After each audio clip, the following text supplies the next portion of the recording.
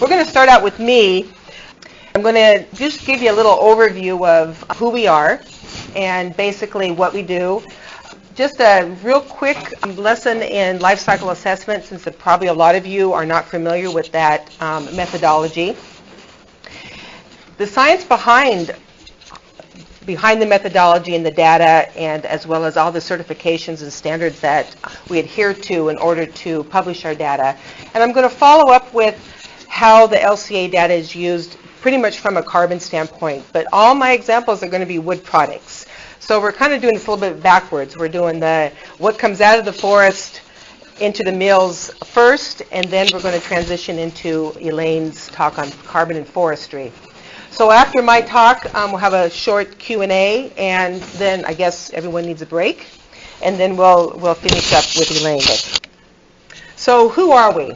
So as David said, we're the Consortium for Research on Renewable Industrial Materials. We make up of about 23 institutions right now in the United States, and associations represent our board.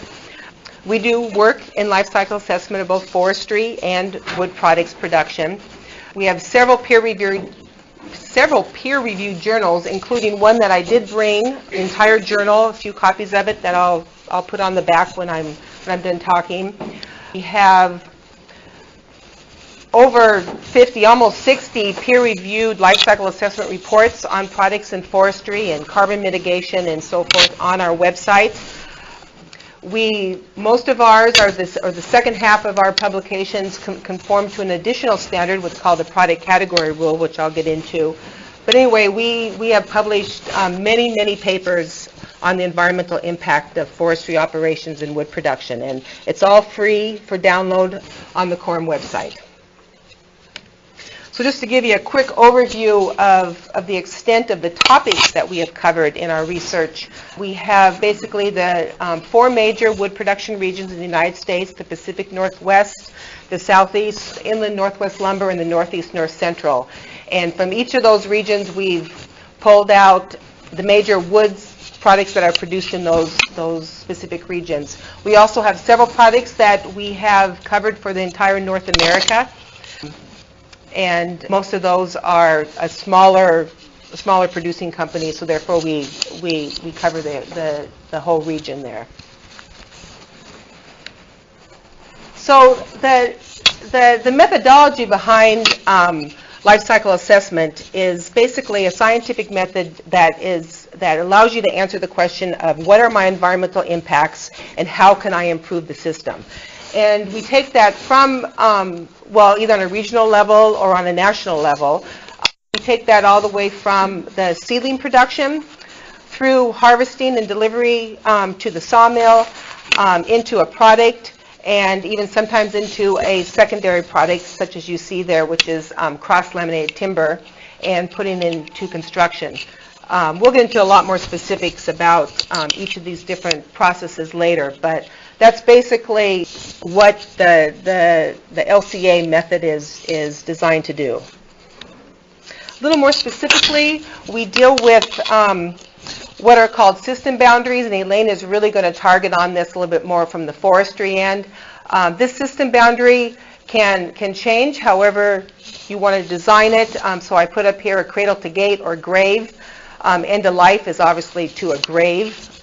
And within those system boundaries, we have a very strict method that we follow about collecting data. Most of the time it is primary data. We compile all these inputs and outputs, and then we're able to report on their specific environmental impacts. And then those usually can lead to evaluation of that product to make some sort of improvement, either to their system to reduce energy or to reduce emissions, or possibly, looking at different things of where the resource came from and how far things are transported. So I had mentioned about our standards and certification processes. We do have to follow and adhere to very strict standards in order to get our research published.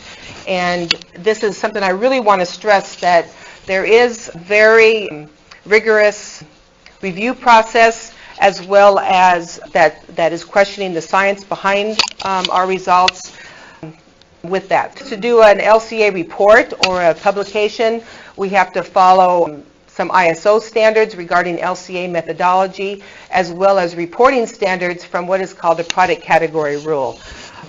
I'm not going to get into really what these are, but we have a product category rule for all North American forestry and wood products production. That is, we're out actually on a public review of it right now, an update of it, and those have to be updated every 5 years. So it's been a very lengthy process just to get this update on it. I serve on the committee. And the reason for that is we've moved into what are called environmental product declarations. Has anyone heard of those before? EPDs? Oh, Klaus, you don't count. So basically, if anyone has seen an LCA report, at least a CORRIM LCA report, if it's under 50 pages, it's a short report. So they're very long and lengthy reports, very detailed, very transparent. If anyone knows life cycle assessment, the reports are designed to take them and you can redo it. You can put it into your own system. There's nothing hidden in there. And so it takes those 50 to 100 page reports and turns them into something that's less than 12 pages. And the beauty of it is that every EPD on a North American wood product will have the exact same tables in the same sections in each of the reports.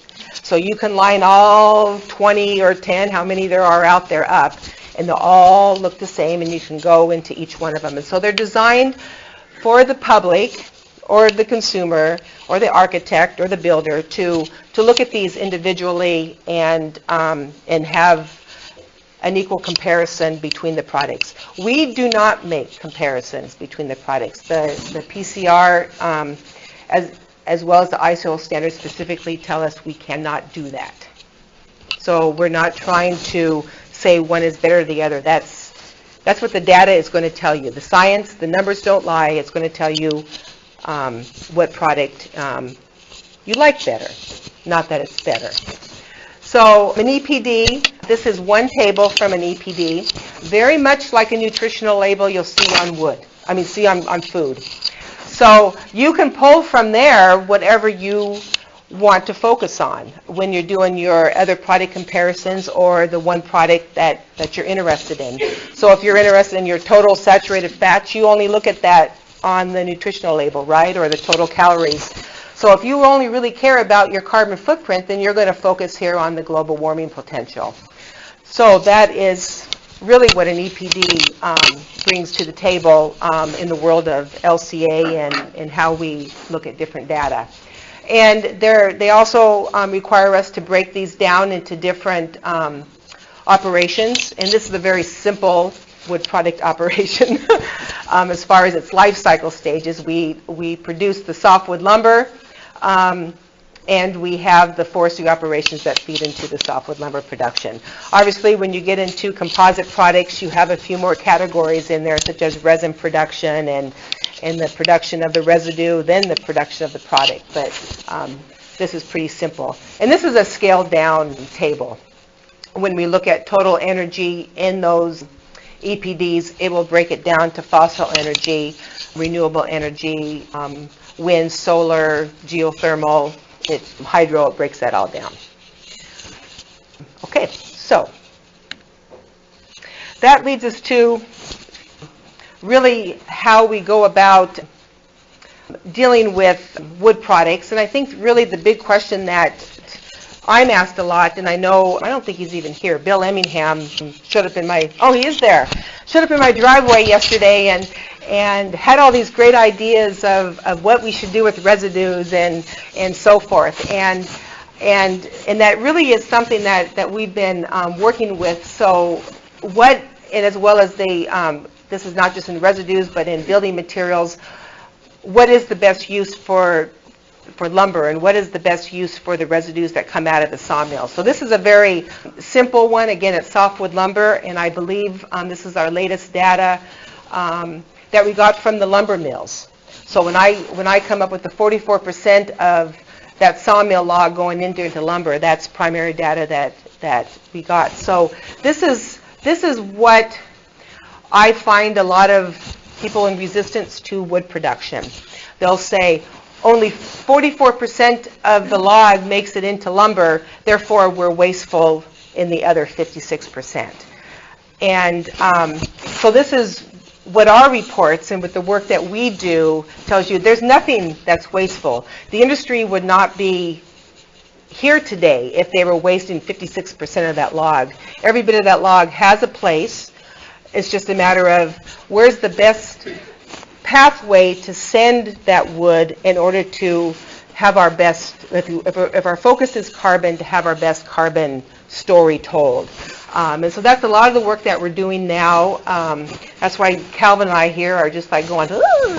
And what's the path? The good, the better, best. Where should we be sending our wood to? Which brings me to CLT. Who's familiar with CLT? Or at least heard the word CLT, cross-laminated timber.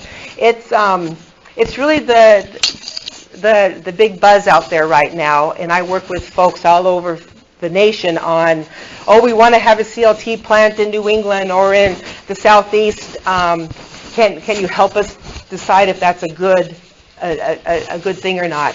Well, I kind of like the little Simpson character here says, don't know if it's stupid or the best idea ever. So I want you to remember that. This is really, I should just put that cartoon up there. But basically, it's designing a building with a lot of wood. And I'm going to show you that with some of our data. So back to life cycle assessment and the standards that we have to adhere to. We are required to report results on a volume basis. So here we have a cubic meter of wood. So a cubic meter of wood has zero function. Does everyone agree with that? There's no function to a cubic meter of wood. So when you start to compare resource use between all these different wood products, it's basically just how much fiber is in that cubic meter, almost the density of it, ignoring the resin. So as you see, most of these products that get a little bit more pressing done to them, they're smaller pieces of wood being pressed together, are going to have more wood per volume in that. And here we see CLT just, right there in the middle. But resource use is one thing. But how about resource use efficiency? So now we've taken that wood and we've given it a function. We've put it into a wall, a square meter of wall. And these are equivalent wall assemblies. So if you want to build a building out of steel studs with a plywood sheathing, a wood stud, this is just your stick frame 2x4s, 2x6s with a plywood sheathing, or CLT, look at how much wood is in that square meter of wall. So remember the cartoon? Is it the most stupidest thing ever or the best idea ever? So again, just throwing the data out there that we've collected, and I'm going to let you make that decision as I show you some more stuff here. So yes, it uses a lot of wood. But then again, it stores a lot of carbon. That's been the story that we hear. The CLT buildings store a lot of carbon. Well, the forest stored a lot of carbon too. So, but this is where you need to start looking at the bigger picture here. So it stores obviously in that square meter much more than lumber does because it used more wood. But it stores a heck of a lot more than concrete block, which doesn't store any carbon, right? So really what you need to be thinking here is that there's no way should CLT ever replace a stick frame construction. It just does not make sense from a resource use standpoint. Someone just shared a video with me. It might have been Elaine it was a time-lapse video of a house being built in UBC. That would have been Larry did that. It wasn't me. So it was like a 2-story home being built with CLT. And all I could say to myself was just some rich person wanting to store carbon. Yeah, I we went to mean, Vancouver. It was very short. there was no environmental benefit from my opinion, for that person to build his two-story home from CLT except to show off that he's got money and he has a CLT building. If he really cared about the environment, he should have just built his little standard stick frame wood building or a log home or something, but not CLT. So the real story is in the substitution benefits between CLT construction and the alternative for it. So again, this is what we call net carbon emissions per square meter, and it's taking the carbon that's stored in the product. So you took the carbon from the forest, out of the woods.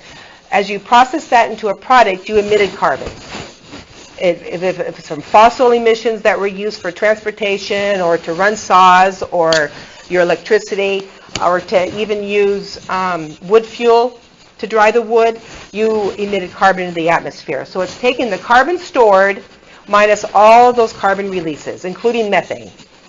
A little bit of other things that contribute to the global warming potential. So that's why it's all on CO2 equivalents. This is where you really get your benefit. If you can substitute your concrete construction, which tends to be 5 stories and greater, with CLT, you have made a great contribution to carbon, or not having carbon emissions into the atmosphere. I did that backwards. Does that make sense? Yeah. But not when you get down into these, to the wood. One thing, we don't go above 5 stories in stick frame construction. But there's the benefit. So now this little green cloud here, this is really the story that you're seeing here. So this is what the standards, really the standard that's not quite out yet, that's out for public review, is going to require us to report now for wood production. And we still come out good. So the whole carbon neutrality story that you've heard for years is no longer, I don't want to say it's no longer allowed, because the numbers are not going to lie. The numbers are going to say it's still a carbon neutral product. But we have to now be transparent and show all those carbon emissions. This includes carbon from fossil, includes carbon from biomass combustion. And so this is what it's going to start looking like. We have, and everything's put in CO2 equivalents, so even carbon in the wood is converted to CO2 equivalents, so then it's comparable to what is released during production. So the logs coming in, we've removed some carbon from the forest. We store some in the final product. We have 2 types of releases, both the biogenic and the fossil, and then in the end we have a net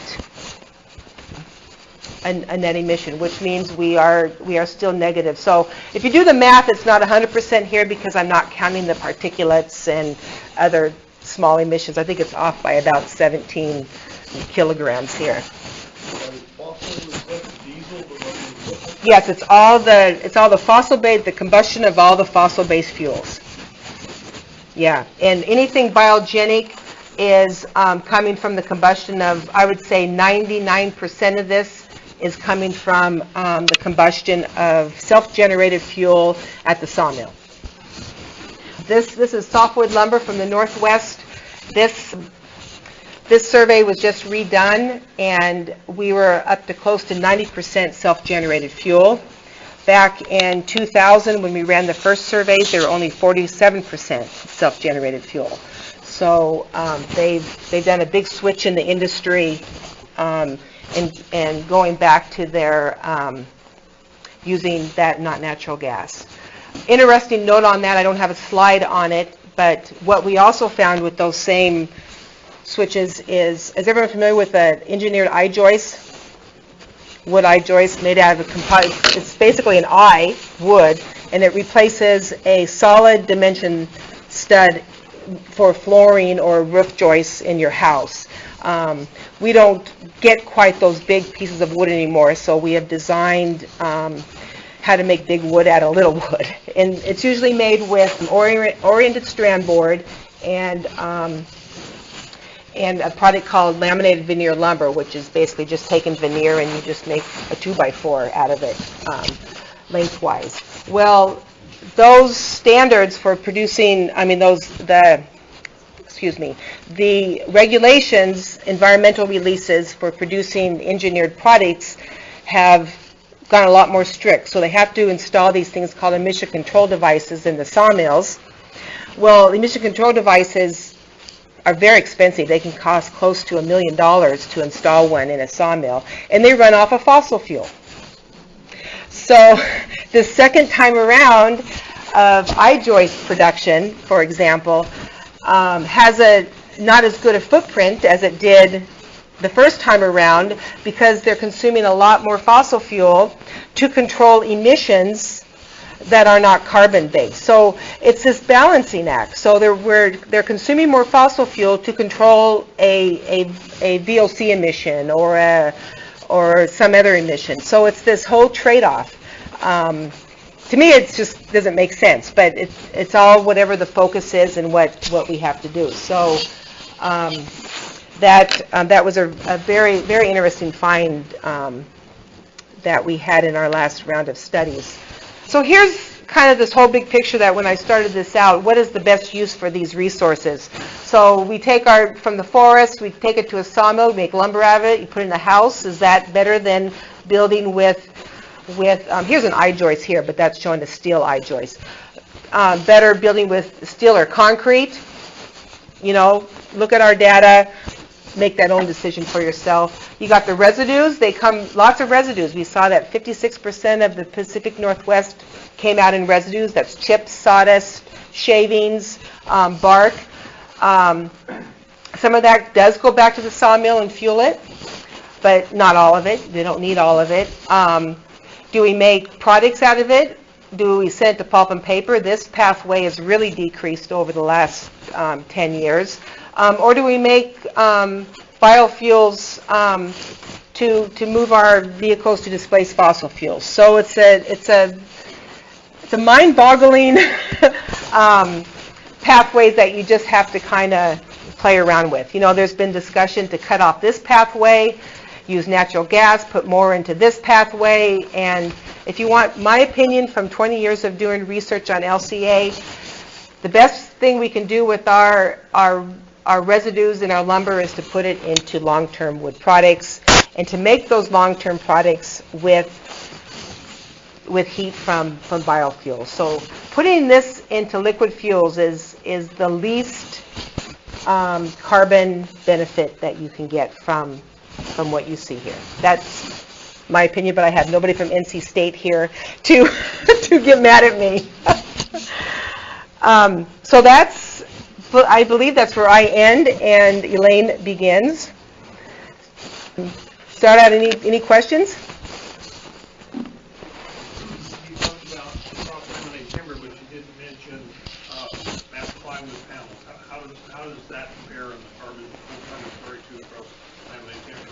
We don't know that yet. I'm actually involved in that study with a professor at OSU, and we will be collecting that data within the next couple of months from Ferris Lumber. Yeah.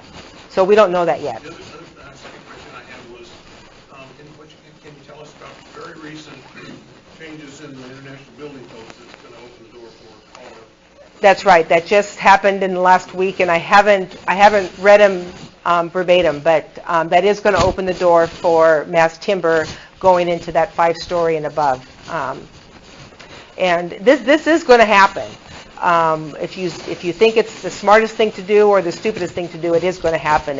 They're being built. These CLT plants are being built in the southeast. They're Washington, Vaughan brothers. Katera and Vaughan are building one in Washington. I know there's some discussion to get another one here in Oregon on the east side. So it's going to happen if we think from a resource use point of view it's good or not. It's going to happen. The real benefit would be to be able to use beetle kill and low valued timber into it. But the standards right now for making CLT in Oregon they're pretty high standards, and they had to go through some pretty high testing. You can't just take any 2x4 and glue it together and make a CLT panel. APA has to go through years of testing of those panels before it can be made. So it's not something that can happen off of any material, off of any landscape, of any quality yet. Your diagram just has this nice house sitting here. Yes. In your life cycle analysis, does this house ever decay?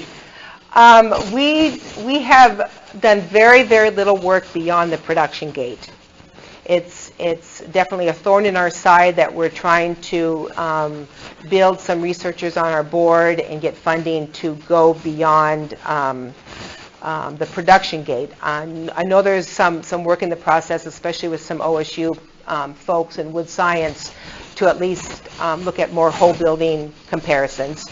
But no, and that is something we need to address with the how long do homes last, because there's been publications that they only last for 40 years. Well, that means our house, Klaus, is going to come down here real soon and we get a new one, right? I mean, it's perfectly good. So it's hard to figure out how that's going to go and where that data is going to come from. We'll go back here. I made an assumption, but I just want to double check it. Up there at the top, there's no arrow going toward forest fire. I'm assuming the carbon picture is always better to go to the sawmill? Probably, but we're going to let Elaine talk about that. We're going to talk about that later. I'm a wood products person. There was one over here.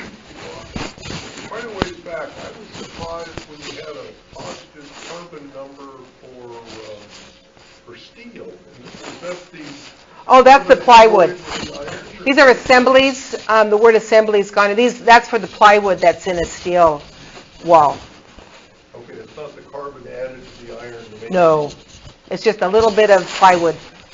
So, yeah, steel's not so bad. I mean, I don't want to come down so hard on concrete. This is concrete block comparison. But, and I should tell you that a concrete wall in the Pacific Northwest has a huge impact, and it comes from the rebar that's in it for seismic standards. So you build a home at a concrete here in the Northwest compared to the Southeast, it's going to have a huge environmental impact because of not the rebar, the mortar that goes into it. So the CLT here in the Northwest for substituting out concrete construction from a carbon standpoint would be a real benefit. There was another question back here. You mentioned just kind of in passing the decline in wood fiber going into pulp and paper. What do you think is precipitated that? And when you see that change? Oh, I'm not a marketing person or a pulp and paper person, but I would assume it's our digital age. That is why we don't have so much. The paper mills have failed. It's certainly not the fiber. We have photos from a study that we did, and I also have, based on Bill Emmingham's questions, a couple of our reports from the Waste to Wisdom study, and there might be photos in there. Pulpwood, there was a 20-foot stack high of pulpwood. I don't know how long down in Lakeview. Was that Lakeview? Lakeview. That was just going to waste because there was no market for it. And it's the same in Arizona. It's a lot of places in the West. We're losing pulp and paper. I mean, it's an international market. They're going places where the environmental regulations are not as severe. So you're seeing this development of a lot of pulp and paper in South America. And frankly, I think right now in Washington State, which is where I'm from, we have a hit. We want to have 10 in some years. They seem to be disposed on a regular basis because they're getting their wood barged in from Canada or somewhere else, even South America. So they're going to go away. When they do, this whole thing of what do we do with those residues starts to change again. And we're going to probably be into some challenging times until we find some alternative ways of using it. I think one thing we're not going to do is go backwards and put it in beehive burners and burn it and waste it.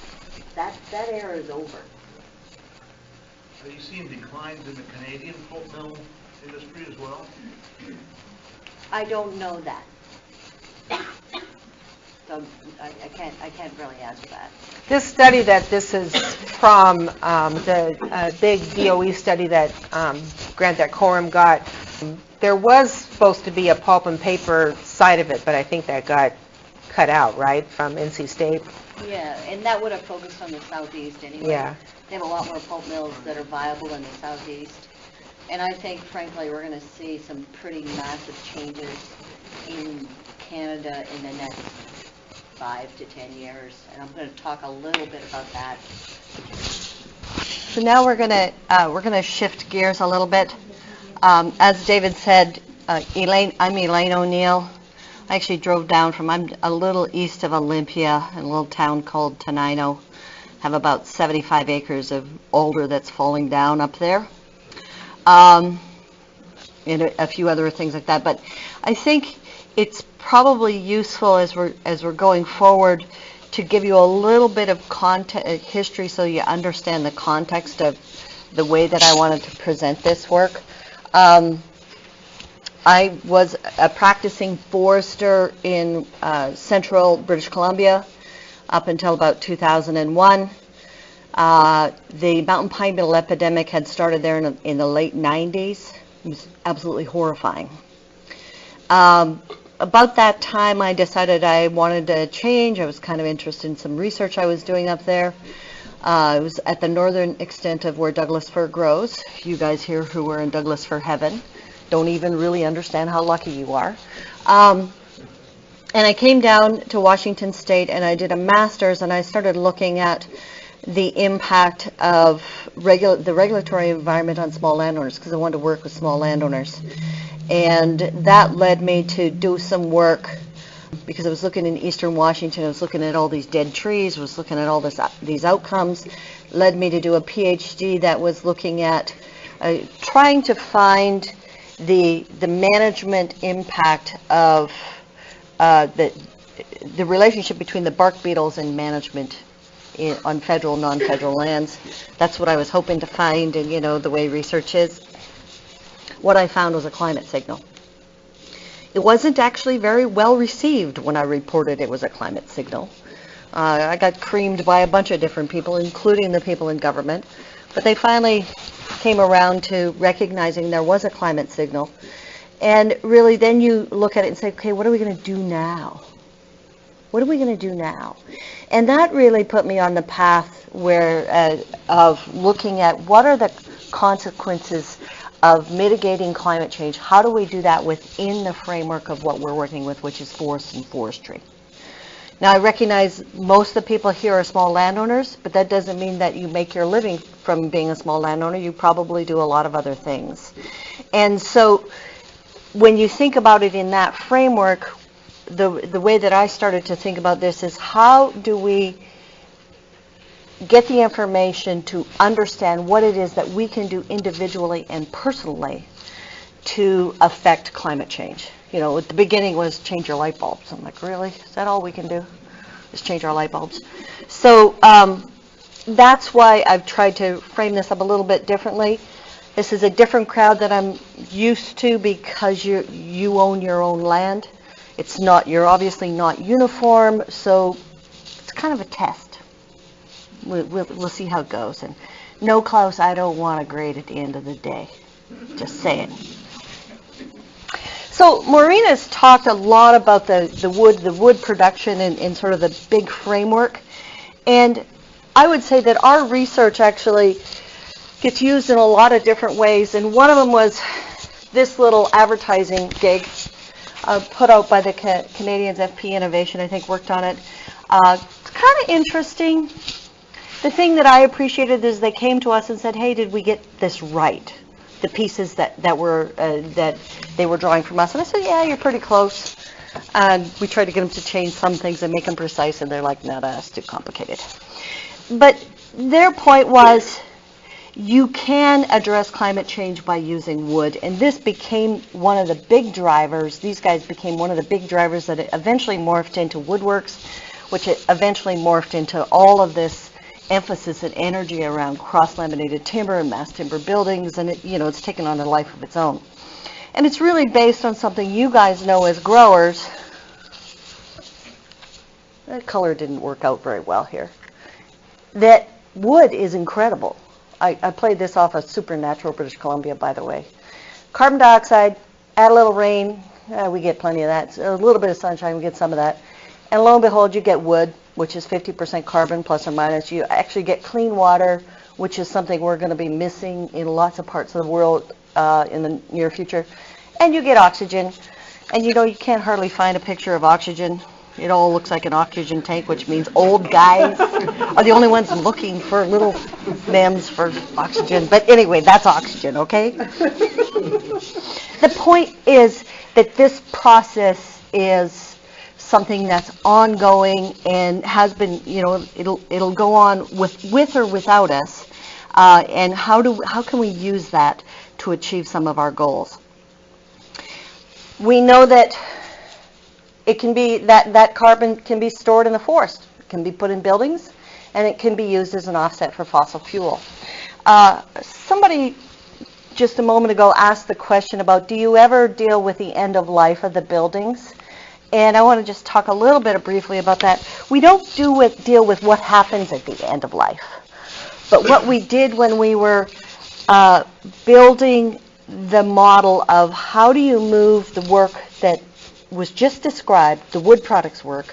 We know it takes X amount of carbon dioxide emissions to produce a cubic meter of wood. How do you move it to the landscape? Because that's where you start to think about, how do I influence this system? How do I work with this system? And how do I support the idea that using wood is a good method to mitigate climate change? Because the alternative argument is, well, why don't you just leave it in the forest? Isn't that equally as good? Maybe, maybe not. So this was some of our early work where we would use an example of planting the site prep. You grow it, you harvest it, you put it into all the products according to those numbers that Maureen produced. You calculate what you're displacing in terms of substitution, and then you do it all over again. Everything below the line were the emissions that it takes to produce that. And you can see that if, on average, if your forest is year over year, you're actually, or rotation over rotation, you're actually increasing the carbon benefit per acre in that case. Now, we don't operate a sawmill on 1 acre, and people here probably don't just own 1 acre. What happens when you put it on a landscape basis?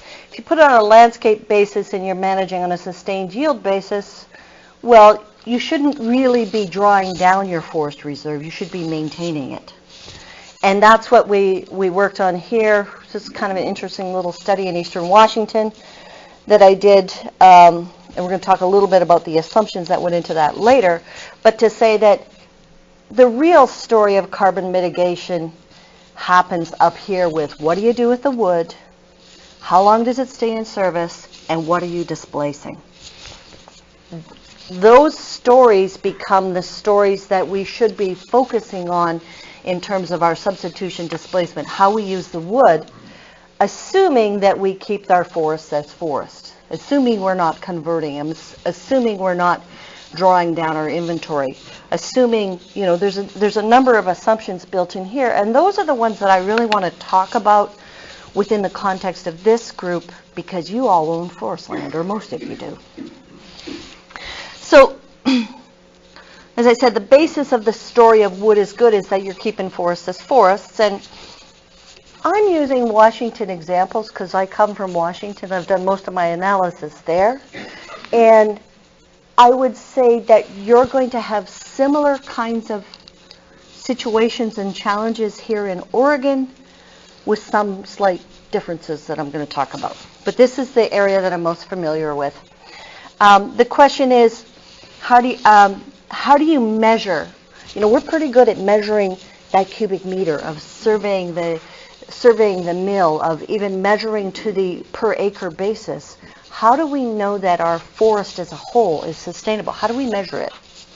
As I said, we can measure the logs going in, we can measure the lumber going out. What's the impact on the land?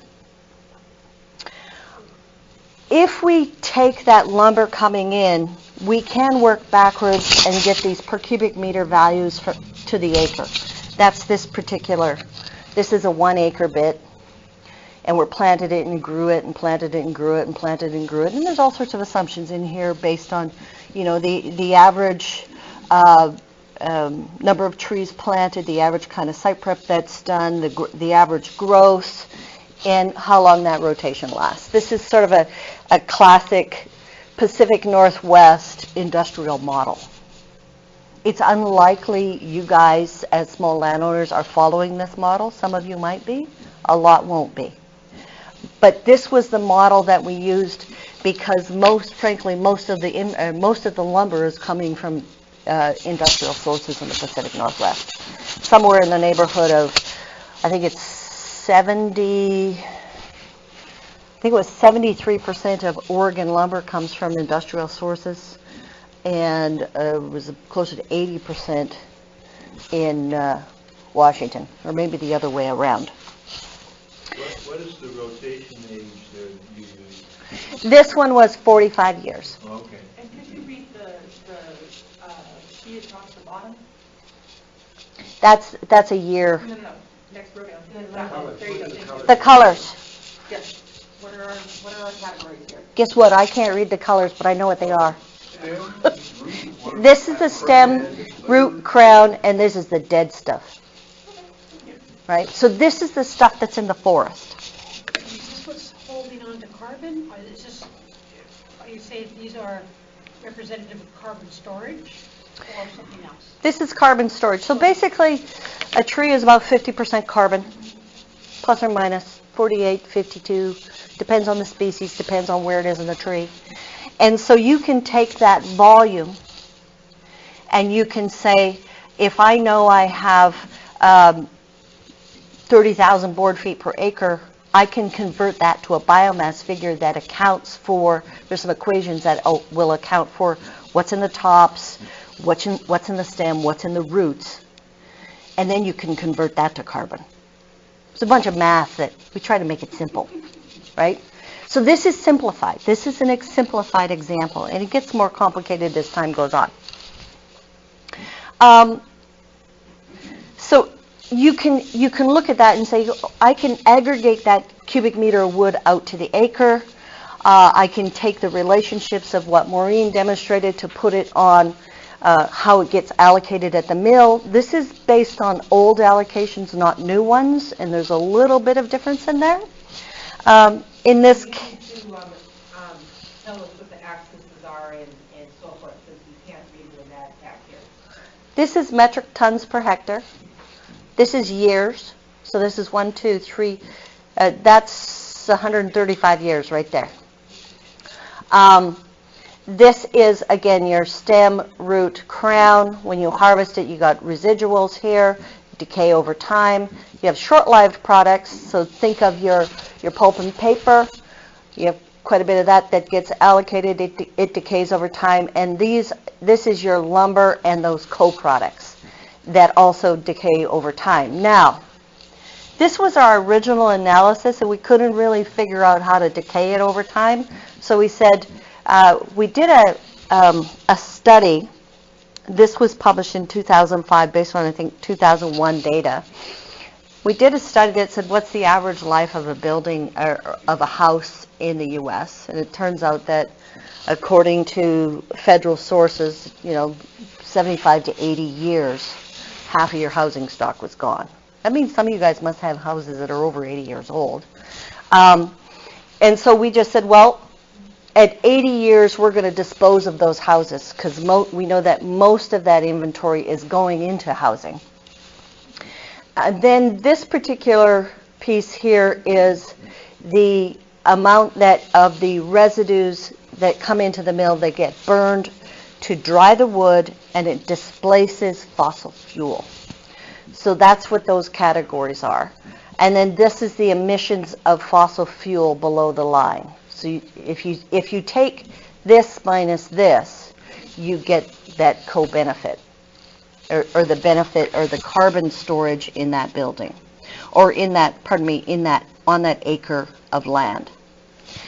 As comparison, we put in sort of an unmanaged state where we're no longer harvesting. This was Western Washington federal lands, because over time, you'll see that they kind of average out at about 175 metric tons per hectare. When we did this analysis here, then we looked at, so what are you substituting for? What are these products substituting for? And they can substitute for a lot of different things. And in this particular case, we relied on a study done by a fellow out of, I think it was Finland or Sweden, and a person at FP Innovations in Vancouver, BC. They'd done this whole analysis, and they said, well, on average, if you're using wood in place of these other products, the substitution benefit is 2.1. So for all of this, there's a 2.1 benefit, and that is that's a perpetual benefit, so it increases over time.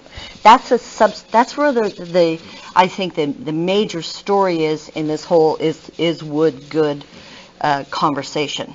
Now, this is an acre. When you start counting where do you start counting the carbon benefit? Before you harvest it or after? That led to this great conversation about carbon debt. This idea that, well, if you harvest it, you have an immediate debt and it gets repaid over time. There was a whole lot of conversation going on, at least in the literature, and I think some of that got into the press as well. But we have to think about, we use that example in order to take a per cubic meter back up to an acre example, so we could look at it, okay, how does this change over an acre? But we don't just harvest an acre. We don't just harvest a stand. So here's the example of what your stand would look like. But if you harvest a whole lot of stands, it starts to look a little bit flatter like this, because now you're looking at your metric tons of carbon per hectare. If you're logging 10 hectares out of 100 every decade, it should start to be fairly flat. And then if you look over the landscape, you're going to see a very flat relationship in terms of the carbon stored on the landscape. So that was that's something that there's been a lot of conversation about, and there's also been a lot of publication looking at this whole conversation about carbon debt and scale.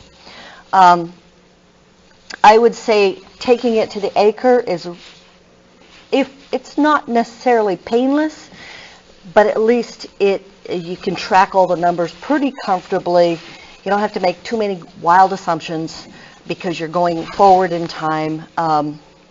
It gets a lot more complicated if you're trying to put it on a landscape basis. So you saw this chart earlier.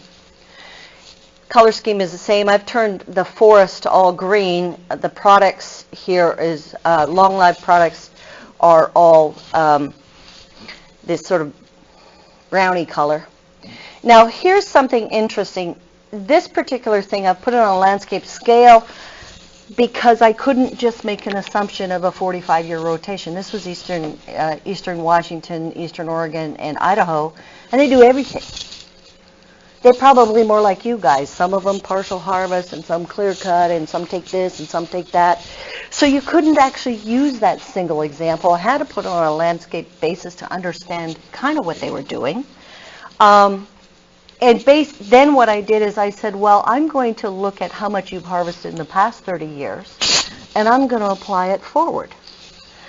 And when I did that, I was pleasantly surprised that they weren't overcutting, assuming my growth model was growing appropriately. But still, there's a lot of assumptions in there, and it depends on the assumptions from the past holding true to the present. Are the growth rates the same? Is the milling infrastructure the same? Are we still doing the same kinds of treatments? Where is that wood going? Is it decaying on time? So those kinds of assumptions start to make that regional assessments a lot more complicated.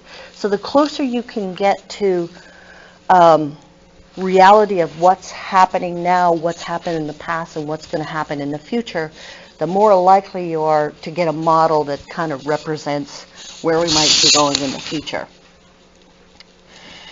Now, up to this point in time in this conversation, we've been talking about something called attributional LCA. Attributional LCA just says, here's my cubic meter of wood, let's measure everything going in and everything going out. I have this boundary that I'm measuring, and I'm able to report it out. It's a very precise accounting system. And so it's sufficient for the purposes of saying this cubic meter of wood has this footprint, but it doesn't necessarily help us address this whole resource sustainability question. So how do we do that? Even with an environmental product declaration where it says this cubic meter of wood has this footprint, it has a side note about the sources and the sustainability of the forest that wood comes from. So up until this product category rule that's currently in review, we had something, I'm calling it LCA plus. We had another standard that was a national standard, and it basically said the wood had to be legal, responsible, or certified. If you had a law, you have a forest practices law here in this state. We have one in Washington, we have one in Oregon, or Oregon, Washington, California, and a few other states. Not very many states have forest practices acts. So they're legal. Responsible would be the other areas, other states that have best management practices. Did you meet your best management practices, or are you certified under various certification bodies?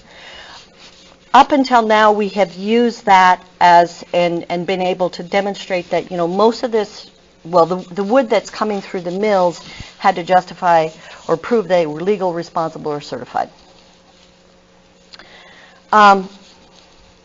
In this new product category rule, we have, I'm calling it LCA 2+. There's a new standard. There's a new international standard. The ISO is International Standards Organization. It's got a number.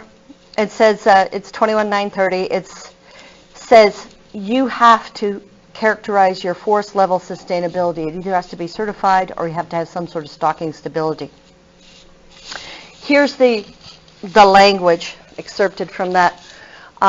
So they're basically saying wood from sustainably managed forests can be counted as having zero emissions concerning land use change if it's certified.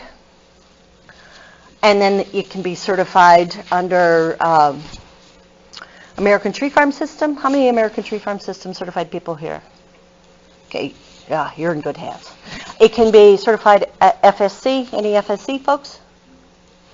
Or it can be certified SFI or Canadian Standards Association, anything that's certified, but the Forest Certification International, PEFC. So, or you have to demonstrate using national level data that in fact your forest inventories are stable or increasing. So I did an analysis, I presented this at Society of American Foresters last October, and I thought this was interesting. This was the number of acres in the Pacific Northwest that were private and public, and the change over time, pretty stable, and the number of certified acres. So what I was,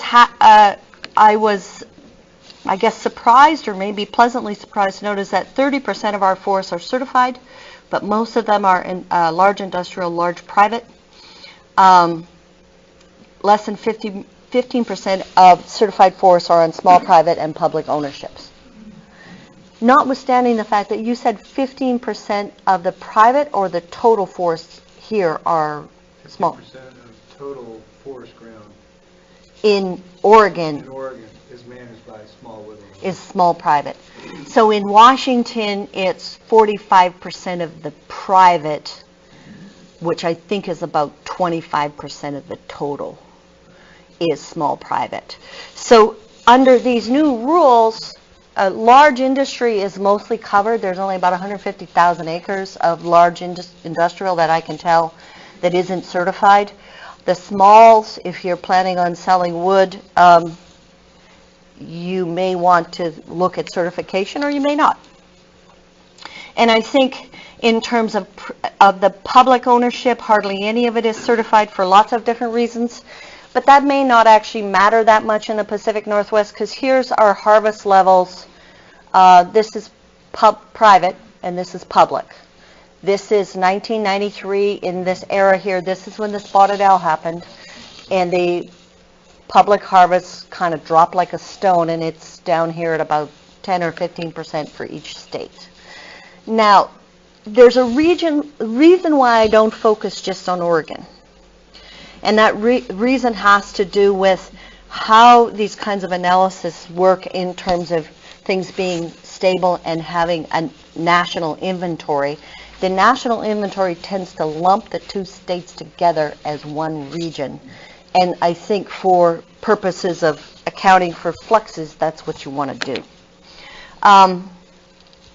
I would say even though we have a good number of acres that are small private that may be contributing some significant volume, we still have an out under this 21,930.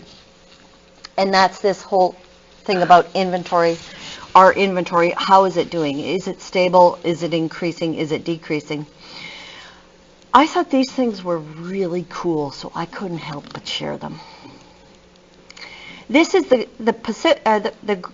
timber growing land is a percent of the U.S. total. So the dark one is Oregon. Oh, it comes up different colors on here. This one is Oregon, this one is Washington.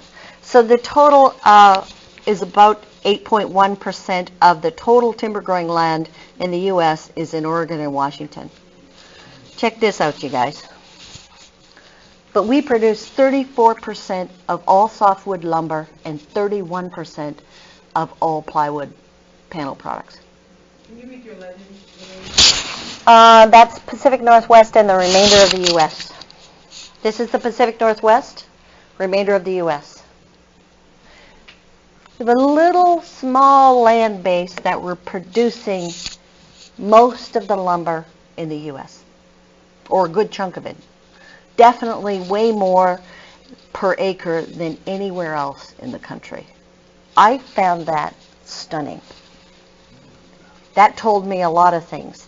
It told me that this particular region is tremendously productive. Well, we already knew that. But it also told me that we have a very efficient system here. And it also told me that part of our solution in this part of the country in terms of our, where do we stand in terms of being able to make a contribution towards global warming, maybe it stands in maintaining or sustaining that kind of productivity without affecting our forests in terms of long-term sustainability. So I want to go back to this. This is our volume of softwood growing stock. So this is where our harvests come from. 1953, private was 50,000, and it's now 43. The Pacific Northwest public was 98,000, now it's 102. The acres are interesting. We've lost about 3 million acres in private, and the public land acreage really hasn't changed all that much. It's pretty steady. But we've lost about 3 million acres, and it turns out that most of that loss is actually in Washington. It's not really in Oregon. I didn't break out all those figures, but what we saw is a pretty good drop in the board feet or the volume or the carbon stored from the 50s to the 80s, and then it's stabilized and it's slowly creeping up on the private, creeping up a little bit on the public, and then it's starting to drop off again here, and I think there's a reason why. These are totals. So this is the total amount across all these acres. So they're not necessarily directly comparable. We also know with that, despite those increases, we're seeing a lot of mortality. This is mortality. So what this is the annual mortality as a % of gross annual growth. This is FIA data. So This came out of another paper that a bunch of us did across the country on forced carbon accounting considerations in U.S. bioenergy. How many people get the Journal of Forestry? Just a couple. That one, I don't think that that's available other than at the Journal of Forestry. But essentially what you're seeing here is this, there was, and we're starting in 53 and we're going to 2007 because the FIA data, the forest inventory analysis, gives you a snapshot every decade. And I don't know why they end on the sevens, but they do. So the mortality as a percent of gross growth was high in the 50s, and it dropped, and now it's climbing again. And that's by ownership, so that is national forests. This is like BLM, and then there's state and various kinds of private corporate, private non-corporate. Private non-corporate we're creeping up there again. And then that's split out, these are national statistics, that's split out by region, and the Pacific Coast is this red one here, and the Inland West is this one. This is all your fire and bugs right here. Okay? So somebody was asking about fire, and this is where your fire and your insects and your bugs and all your outbreaks start to play into this equation, because that may not be happening on your land, but it could be happening in your region. Then how does that affect whether or not you're considered sustainable? When I put all these things together, I thought it would be interesting to look at this on a board foot per acre. We can convert that to carbon per acre, but unless you know the size of the trees, that gets a little bit persnickety. So I kept it at board foot per acre. And I thought this was interesting. This is private. We hold a lot less volume on private land than we do on public land. This should not be a surprise for anybody who's ever walked in the woods. And this is a per acre holding. And it was decreasing until the spotted owl came in, and then it's increasing on public, and now it's decreasing again. This increase here, I think, is a function of the 2007 collapse in the markets because things weren't harvested. And if you didn't notice from that last slide, that's what I said, is the spotted owl. Now, when I think about overall productivity, I always like to include what happened to the stuff that's taken off. So when I do that, I added the 10-year, these are 10-year increments, remember? I added the 10 years prior to the harvest for each one of these owner groups. And I thought that was pretty interesting, because now instead of the difference between 8.5, what was that number? 8.8 versus 13.2 thousand board feet per acre, we're now down at 11.9 thousand board feet per acre of the growth plus the harvested growth on private land, and on public land we're at 13.8. So we're at 500 board feet per acre per year. I think on private lands we've done a really pretty good job of demonstrating sustainability there. And I think we can say the same under 21.930. We can say, yeah, we have certified, yes, we have the volume of growing stock is increasing, it's not decreasing. We can check that box and say any wood we produce here is sustainable. This one is still a question mark, and I think we want to parse out exactly what's going on there. So at this point, I've been talking about this really broad stuff. And I'm going to shift gears, and I'm going to talk now about what we could do as small landowners. So, like I said, I wanted to move from that sort of general high-level stuff down into some specifics, because I'm dealing with landowners here, and you're all going to be a little bit different. You're going to want to do something different. And so the way that I thought about framing this up is giving you some options. You can do nothing. That's always an option. And then I've put together some things I'm calling something significant, something minor. You can start arguing with me about that. Or you can say, well, I just don't know what I should do. And what I'm really hoping is that by the end of the day, you can cross number 4 off. Not that in an hour I can tell you exactly what to do, but what I'm hoping is that in an hour you're going to start thinking about your system within the context of what we've said and say, I'm going to look further at this resource or that resource.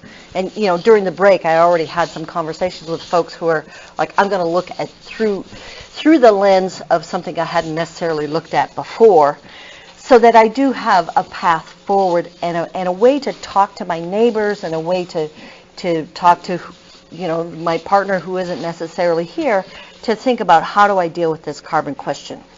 Now, to frame this up and give it context, I want to give a little shout out to Klaus Puettmann, sitting in the back, being all shy. He's not very shy, but he put this book, Managing Forests as Complex Adaptive Systems. And I have to confess, I didn't read it all, Klaus, but I read the important parts. I didn't think if you bought it. I think you actually gave this one to me. I don't know. But the important thing about this book, you guys, is, and I actually had Klaus up talking to the same small landowner group a couple of years ago in Washington when we celebrated the 75th anniversary of the American Tree Farm System. It started 77 years ago now in Montesano, Washington. Is because when he talked to, when he started to understand the small forest landowner group and he talked about his research, managing forests as complex adaptive systems, you could start to see that there was a real strong synergy or relationship there. And that's because in a complex adaptive system, you don't do the same thing everywhere. If you do the same thing everywhere, if it turns out to be wrong, you have a crash in the system. But if you're doing a bunch of different things everywhere, then you start to build some stability into your system, whether it's a forest, whether it's an economy. So when you have a whole lot of 4.1 million acres in maybe, I don't know, 100,000 people, 200,000 people own that 4.1 million acres, you can bet that you're going to have kind of 100,000 variations on how you're going to do stuff. And so what that means is that there's opportunities within the small landowner community that are not necessarily available either to large private organizations that have as their primary motive a return to shareholders, or on public lands because they have a different set of rules. You have the opportunity to experiment, to try things, to look at things in it using a different lens. So I wanted to put that up front as I go through these sort of alternatives of what you can do, because I really want to take away this idea of being, I don't want to peddle fear about carbon. I don't want to peddle fear about climate change. And I don't want to be in this place of saying, you must do this, otherwise you should be guilty. I think there's a myriad of ways that we can look at this challenge of climate change and carbon mitigation and look at the resources we have and pick things that will work for us now, and maybe they'll change in 10 or 15 years. So that's the reason that I really wanted to put that up front. Lots of goodies here. I think this one came from your house. It might be for sale, but talk to him if you want it. I think it's worth it. So we talk about the nothing camp. There's a few folks in the nothing camp that are going to say, well, you know, I'm so tiny, I can't really do anything. Climate change is such a big monster, it's already upon us, thinking about the fires this year. Or there's so much development pressure, I'm probably going to sell and move away. And I think that little cog in the big wheel thing will affect quite a few people, but I bet you it won't affect this crowd because you showed up to learn about what you could possibly do. That's one of the reasons people don't do anything. They don't know what to do. They think they're a little cog in the big wheel and it doesn't matter. It's like not voting. You know, it doesn't matter what they do. So some of those folks I'm hoping over time will start to be infected by your enthusiasm and decide that maybe they can do something. At least that's what happens with small landowners up where I am. The climate change story is, I mean, it's real and it's pervasive and it's ongoing. We certainly, this chart comes out of some work that we're, this is actually the first time this has been shown. You guys are so lucky. Well, at least shown from our, we pulled this out of some work that we're doing an integrating study for the Department of Energy, and looking at the carbon dioxide changes over time, this thing called the Little Ice Age, and then where we are right now. I think it's important to note that, you know, when we talk about our forests here in the Pacific Northwest that are 400, 500, 600 years old, they started back here. They didn't start here. So the things that allowed them to develop then are different than what we're currently faced. And one of the big things that we're faced, and I alluded to this a little bit earlier, is bugs. This actually came out of my dissertation work. This big blob, that's central BC, 17 million hectares of dead and dying trees, or dead and dying forests from mountain pine beetle. Interesting thing, but that was several years ago, that number. The pine beetle peaked. It started hitting everything but pine because there was none left. And then it sort of collapsed. It went into the spruce, etc. The last 2 years, they've burned 5 million acres. 5 million acres 2 years ago. Last year, it was about 6 million acres right in there. I talked to colleagues up there. I said, oh, it's burning all that dead pine. And she says, no, it's burning all the greenwood. So somebody asked about Canadian pulp mills. I don't know if they're going to have an industry up there. I mean, they're just getting fried. Washington State, a little bit different. That was bad enough for us, but in the same pattern, but certainly not the same impact. So the fact that climate change is having a real impact on our forests we can't really put our head in the sand about that, even though here on the coast, we're not necessarily seeing that. Here are some wildfire statistics. They're pretty darn scary. Average acres burned since 2000 is more than double the stuff from 1960 to 99. 10 worst years since 2000. That just changed last year. It used to be the 9 worst years. We exceeded 10 million acres for the first time in 2015. That's nationwide. This is some stuff up in Washington. We burned over 1 million acres that year. This one here was in Alberta. That was over 1 million acres in one fire. Started in May. You know, in Alberta, I grew up in Alberta. In May in Alberta, it's mostly barely above freezing. There's usually snow on the ground. It's miserable. One of the reasons I moved here. In May, they had no snow. The ground was frozen. It was, 80 degrees Fahrenheit, less than 20% relative humidity. A fire started, and it blew up. It blew out the town. 88,000 people evacuated. Nobody got killed.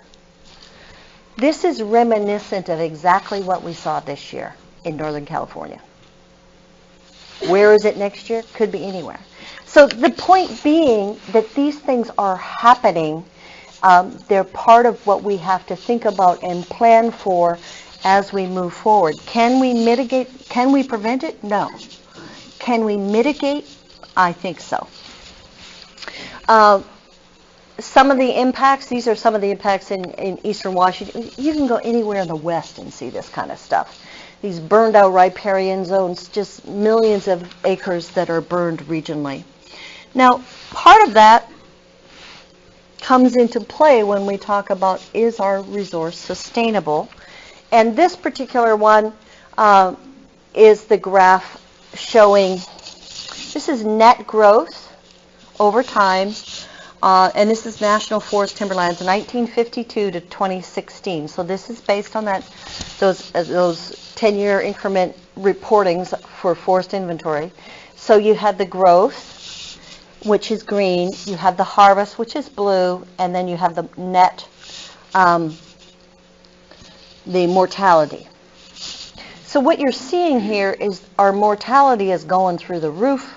Harvest is, we're not really harvesting that data or that particular forest, but we are, we're not quite losing more than we're growing, but it's starting to tip the scales.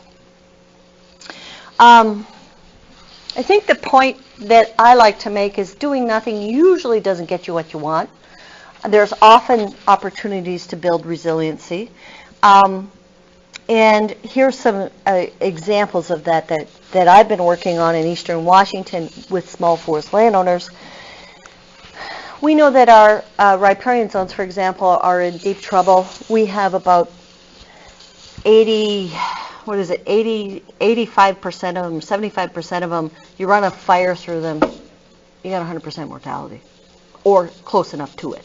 You might have 1 or 2 trees per acre alive. And there are ways to mitigate that. Just like there's ways to mitigate that within your own forest. Somebody at the break asked a question about, well, if I've done this kind of pre-commercial thinning, what should I do with my brush? Should I just let it decay, or should I think about some kind of thing to reduce fire risk if the fire were to come through? She was concerned about the carbon implications of that. And what I have to say to you guys is, if it decays, you're going to have an emission. If you burn it, you're going to have an emission. They're a little bit different. But if you have a fire risk, that increases your chance, and you have all of these dry piles around, it increases your chance, if a fire ignites, of having a real fire problem on your hands. Now, you have oak woodlands in this area, which means I believe that's a fire-dependent system. And so that would suggest that some kind of mitigation would be helpful. Now the question, then there was another question about biochar. And that's why I waited till now, because Maureen is a queen of biochar. She's not nodding yet, but she's not throwing spitballs either. But there is perhaps some potential to burn those piles in particular ways that will allow you to create a little bit of biochar. Biochar, we know, stores carbon. It also holds a lot of moisture. That was some of the research that we produced. And wow, it's pretty good for moisture holding. May hold nutrients. I think that wasn't necessarily coming out of that research. So, Maureen, do you want to say a couple words about the Oregon kiln? I know I'm putting you on the spot, or do you want to think about that and speak to it later? Yeah, so the Oregon kiln is a portable steel unit that can be moved onto your property with just a small tractor out there, or you can put it at the roadside and move stuff towards it. But it is a very low cost way to burn your forest residues, as well as just having the carbon go up in the atmosphere. It has very little emissions that come from it. It's basically a scaled-down version of an air burner that maybe you've seen out there, big dumpster type stuff. But it makes biochar. It makes biochar on your roadside, and you can take it back and rake it over your land and dump it back in your land. And it's a good, well, to me, I think it's an excellent opportunity for small landowners to not just burn or slash, but to do something for the environment, do something for your ecosystem of which you're managing. So, it can't be used on industrial land. It's not that small. And it's not that big of an operation. So is that stuff on the Waste to Wisdom site, or is that on our site? No, you have to go to, I can't think of her website. It's Kelpie Wilson Associates. WilsonAssociates.com. She makes them. She's down in the Grants Pass, or what's that little town where the caves are? No, but King Junction. But she has worked for the Forest Service. She travels all over the nation to give demos or does this work for the Forest Service. She's really the biochar queen. But anyway, She does construct these kilns. You don't necessarily need one of her kilns. You can make something yourself. It's just, you just want to burn it in such a way that you're smothering the stuff underneath, and that then prevents the emissions from coming out, which is good for dioxide. Sounds like another potential field trip or tour for you guys, just throwing it out there. So did that answer those questions? So they were asking me questions and I wouldn't answer them because I wanted you in on this conversation. I thought everybody might appreciate hearing that piece. The next reason people might not want to really think about carbon is this whole challenge of development. We did some work up in Washington looking at land use and land use change and forest land development, and I think in the Puget Sound corridor, which is here, at that point it was about 1 or 1.7% per year of forests were changing from forest to non-forest to development. At this point in time, Amazon is a blessing and a curse. We got about 1,500 people a week coming into this area. They all need to eat and live somewhere. So we did some other analysis. This I did with the Farm Forestry Group in the Puyallup. So Seattle's here, Tacoma's here. It's a lot cheaper to live in Tacoma than Seattle. So you've got a lot of development going on here. This is one particular watershed we were looking at. How do you create sustainability there? It ends at Mount Rainier, and it starts down here at the port, one of the major ports in Washington. Interesting thing about this land, this is all public land, so it's part of the park. It's large industrial. And then there's this little chunk here that's what they call small industrial. Well, that's small wood landowners. It's mostly green. They predict that in 20 years it will all be developed. That's where we are looking at that challenge of how do you keep forests as forests and continue to provide that sustainability platform from which to look at developing wood as a solution to climate change. One of the other things in our broader research is we've shown that if you have really strong markets, it's it sort of acts as an antidote to development. And that's true almost across the world. But here's one example that I thought was really, really powerful. We haven't done that kind of work here, but I think we should. So this is the Southeast. This is 1950s. That's how much total tree carbon stocks in private forest land and softwood forests in 1950s. And here it is in the late 90s. This is done by a colleague of mine, Reed Miner at NCASI.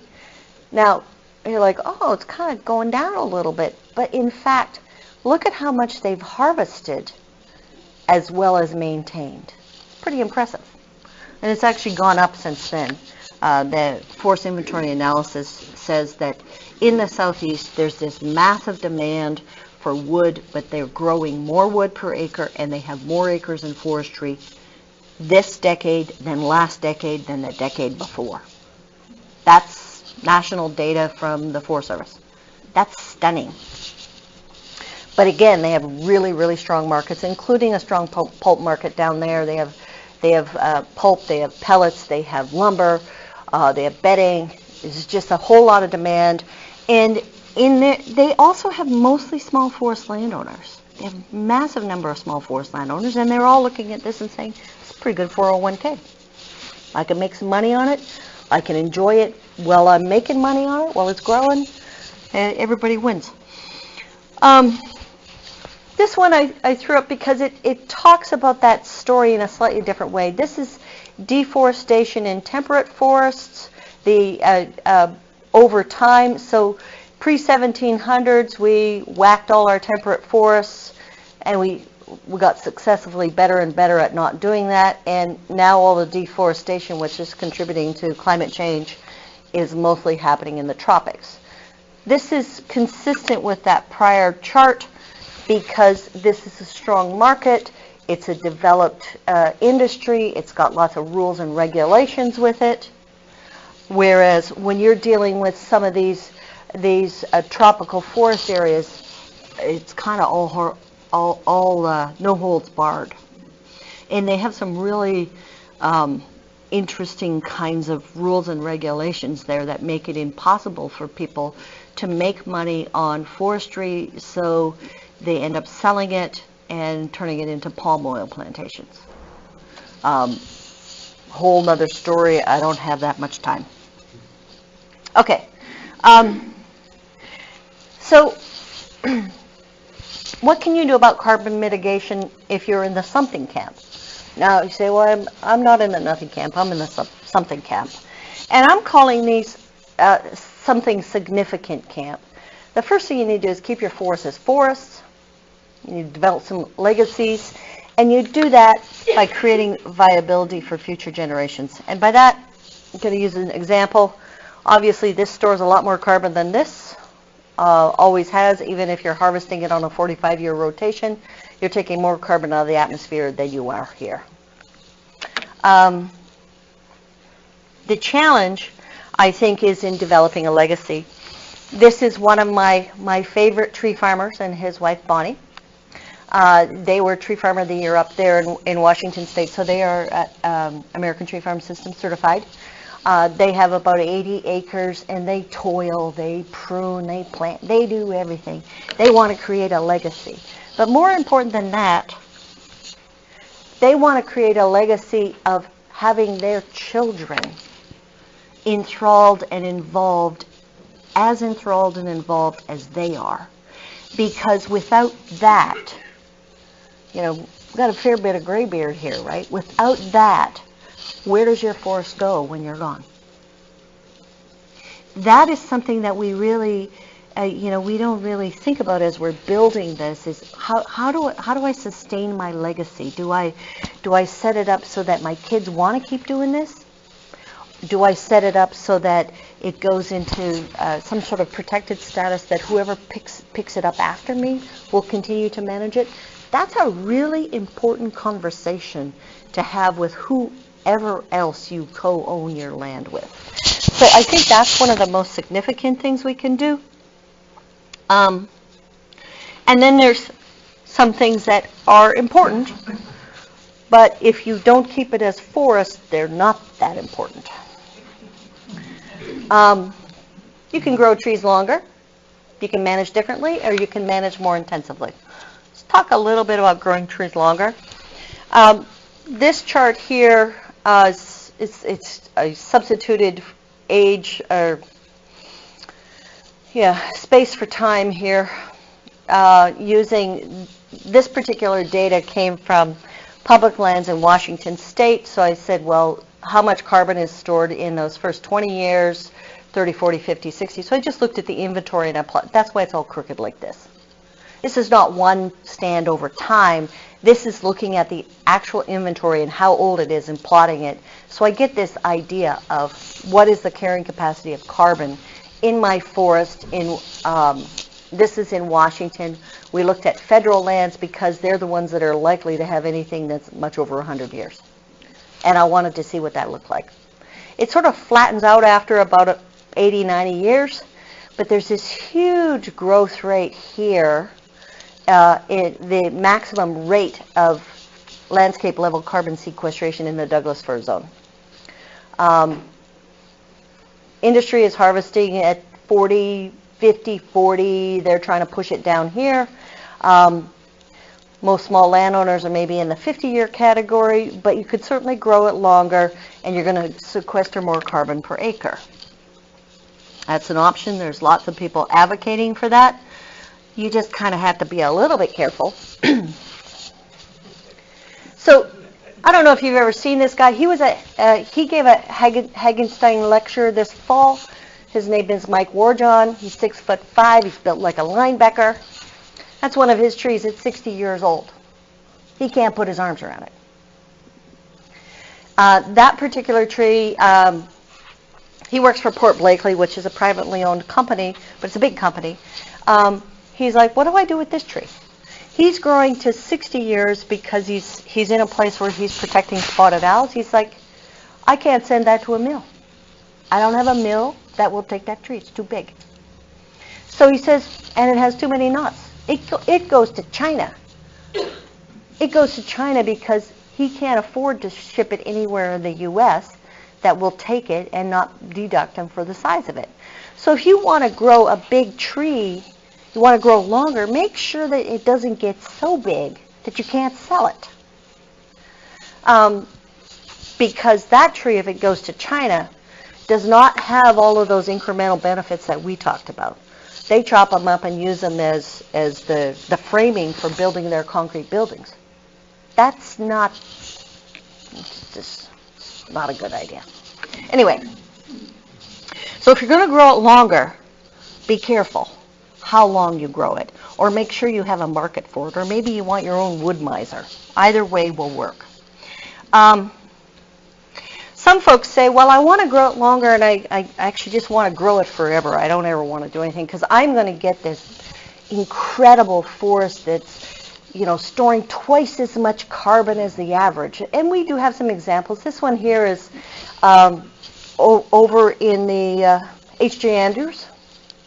It's an old-growth Douglas fir site that has been sampled and studied extensively here out of scientists out of Oregon State University. These two plots, these two numbers were kind of interesting. This is all the sites that didn't have any wind throw or breakage or blowdown on Washington coast, or the British Columbia coast, and this was all sites that were old growth in that. So you see that, when you consider the fact that as trees get older, or stands get older, you get all this breakage and you get all this damage. That kind of puts a boundary around it. It's about the middle is where we would expect things to top out naturally. I want to talk a little bit about that highly productive forest. I had some pictures. I was with Klaus on some tour, and we got to stop at H.J. Andrews, and they cut the logs off the trail instead of changing the trail. Those are pretty massive logs. This is a highly productive forest.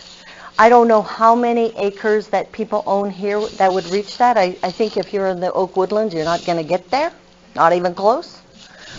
Are there places in this vicinity in Benton and Lynn County where we would get there? Klaus, there is? You could get there? You may want to do that. In trees that are less than 150 years old. Even better. Yeah. Yeah, but some people may just want to do this. Remember, we're giving people options. This will store you a lot of carbon. Maybe twice as much as the average that we're currently seeing in our old growth. Okay. Let me go the other way now. I really like those pictures. I love that tour, by the way. When I think about that, I go back to this chart and I say, if we store that carbon, are we going to be able to keep it, like if we started now, could we keep it another 300 or 400, 500 years? I don't know. I look at this and I look at the fire rates that we currently have, and I look at the big West Side fires, and I say, are we setting ourselves up for a very high risk catastrophic loss? And that's something each individual would have to determine for themselves. I don't have a good answer for that. I did have a really interesting anecdote, though, or a couple of anecdotes. One from that tour that I did with Klaus, where the folks in California talked about how Native Americans they burned on a regular basis to create conditions that were conducive to food crops for them. So that, in fact, our forests didn't all look like that. They looked like a very wide range of conditions. And on the drier slopes, they didn't look like that. They were open. And then the other example was in Washington. I had an opportunity to go listen to a Native American storyteller who was from the Quinault tribe. I don't know if people know where the Quinault is, but I'll tell you, it's right on the coast. wetter than wet, cedar everywhere. So you think, oh, you're going to get all these really cool stories about, the coastal conditions, and what does she tells a story about wildfire and how their tribes were always subject to these wildfires every summer until, I think, until they befriended the whale. I mean, it was a fabulous story, but I got stuck on wildfire, and I think I missed part of the rest of it. But because that was an oral tradition, you'd say, well, was it 500 years ago when that changed for them? Or 1,000 years ago? So we know that fire occurs in these systems. We just don't know, is it a 500 year, 1,000 year? What is that interval, and are we about to enter it? It's a challenge. So that's you can also manage differently. You can grow your trees longer, you can manage differently. And here I'm going to go back into some math. This is Maureen's chart. Remember, she talked about wood production and forestry operations, and they have a footprint, and here's your global warming footprint. Turns out forestry operations are about 8% of that total footprint per cubic meter, but they vary. This is some results of what we published there. So this is the that line that Maureen provided. I had more significant digits than she did because this was published. But there were other alternatives. If we were burning or we were doing other kinds of alternatives, then that number would shift a little bit. So you say, well, maybe I shouldn't be burning, or maybe I should be doing a different kind of site preparation. How does that affect the results? And here is where I want to provide a little context for you, because I know that there's conversations that are ongoing, particularly here in Oregon, because you have some of this legislation. There will be legislation emerging, is that every once in a while we'll get accused of not counting everything. And so this is, I'm coming back to this. This is the boundary that we measure, what goes in and what goes out. And you'll notice that in forestry, what goes out is forest residues, your logs, and all your emissions. If you're going to start counting the burning of all the residues, then the residues have to come inside the boundary. When they come inside the boundary, yes, you have more emissions, but you also have more sequestration that you account for, because if they leave the boundary, you're not counting for the amount sequestered. You're only measuring against the log. If you expand the boundary, then you have to count both what was absorbed into that tree and what was emitted when you were burning. That's just a little point, because it bugs me. Management matters. Even if you don't harvest, there's lots of different ways of doing it. You can basically you don't really do anything. You let the forest come back. You can manage it without harvesting, or you can do some kind of alternative strategy. So I only have a couple more slides, and these ones I think might be right up some people's alleys. I borrowed this stuff from one of my tree farming guys. He's a small woodland owner, just like you guys in Washington State. He's also a retired forester, spent 40 years in that Lewis County area. He says, I only know about Lewis County. This is what I know. He wants to put it on the website. I'm like, well, give it to me.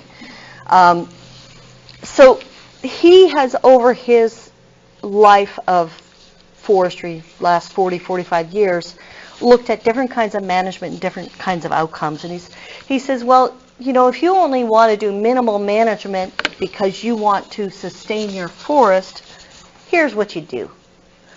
This is a plant and do nothing. He says you'll get some wood in 30, 40, 50 years. But you're not going to necessarily be able to do any stand improvement, which means you're not necessarily going to get the best growth on all of those trees, which means you're not necessarily going to get the best tree to go to the lumber mill to get turned into lumber. It might just get burned, used as, going into some other kind of product that isn't as high value. And the reason for that is that those trees may not get of sufficient diameter to actually get be utilized in an efficient way. This particular chart looks at the log diameter and lumber recovery relationship. So you can see that if you have really small trees, it's very hard to get a log out of them, especially down here. They do much better in northern BC where they deal with these things this big at the top and they manage to get a 2x something out of it. This is also some new information. This information I thought was really interesting. This is from Canfor Company in 2009. Their lumber recovery was 49% on a 7 to 8 inch top. That suggests that our diameters that we're dealing with now are smaller than that because of that lumber recovery factor. So what that means is you want more lumber, you want more long life products, you might want to think about managing a little bit more intensively. Here was Brian's recommendation for that area of site preparation, planting density, and you don't really have to fight too hard to get a reasonable sized tree, which means a reasonable amount of carbon stored in the future when you want to go harvest in 40, 45 years. Manage more intensively. So this was Brian's sort of approach. I know he's out there most days. He and his wife, they're out there. They put little diapers on their trees so nothing eats the top. They do all sorts of things. It's magic to behold. But I'll tell you, he has amazing stands on not that good a ground because he manages it pretty intensively. He does multiple entries, multiple thinnings, and he's aiming for an 18-inch tree at age 40. And the goal being that he wants these trees, yes, he might export them, but certainly his lumber recovery is going to be a lot higher, which means when you think about it at that broader scale, at a systems scale, that means more of those products are going to go into long life uses like buildings, and less are going to be used for short-term uses. So I threw this one up because I don't have a Pacific Northwest corollary to this. This is improved forest management, high-intensity forestry yields. This is annualized yield in dry tons per hectare per year from 1940 to 2010 for the southeast U.S.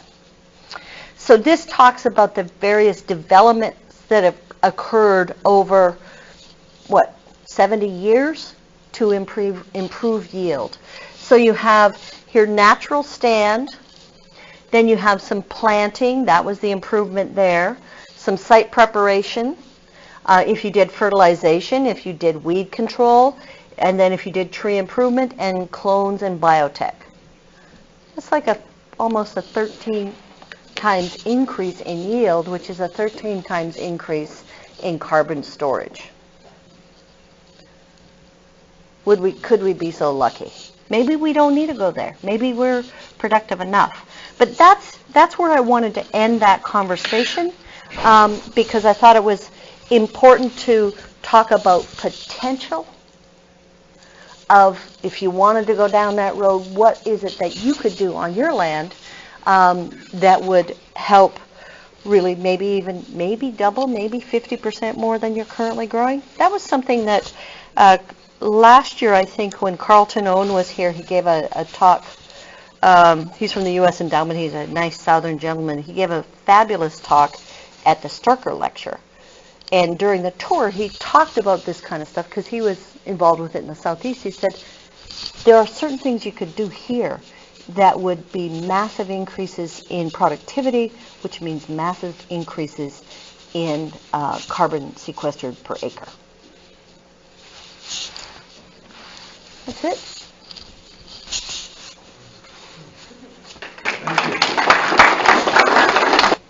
Any exciting questions? John? So here's a question that kind of is pushing out back to the geological time scale, short geological time scale. But so let's say I'm cruising along and manage a 40-year rotation, and then I decide to shift up to 70-year rotations. So for 60 years, I get a bump in amount of carbon stored. But then at the end of 60 years, according to those graphs, it pretty much levels out again and you're back to a steady state. And so the gain is just temporary, so it will help us out over the next 60 years, but this isn't like a permanent fixation of carbon for all time. It's a natural system. It'll eventually come down. That's where, when you start thinking about where is that solution, and the solution, I really think, belongs with the built environment. Now, you may decide I'm going to hold this for 60 years and then I'll cut it down, or 70 years and cut it down, put it there where it's going to be used in a very high value, special place, supposedly live for 300 years in a building, and I'm going to start again. So what you've effectively done then is doubled the capacity of that stand or that piece of ground, because it's sequestered it, it's holding it there. You're moving that, you're putting it somewhere else, and you're starting again. It continues to sequester. Well, okay, but then that involves additionally that your product doesn't decay anytime soon. Product doesn't. We need more, the International Living Building Challenge. You heard of those? It's a new system, relatively new system. I think it's headquartered here in Portland, where they want to build buildings that will last at least 300 years. And so one of the first International Living Building Challenge buildings that was built, maybe in North America, was the Bullitt Foundation building in Seattle. Their goal is to have that building live for 300 years. And there's a lot of wood in it. There's a lot of other things in it to make it sustainable. But, the other aspect of that, my partners from Ireland, 300 years. What do you mean 300 years? My house in Ireland is 400 years old. 900 years old. I think we're not aiming high enough. We have to change that mindset of how long can this possibly exist. Thank you all for coming.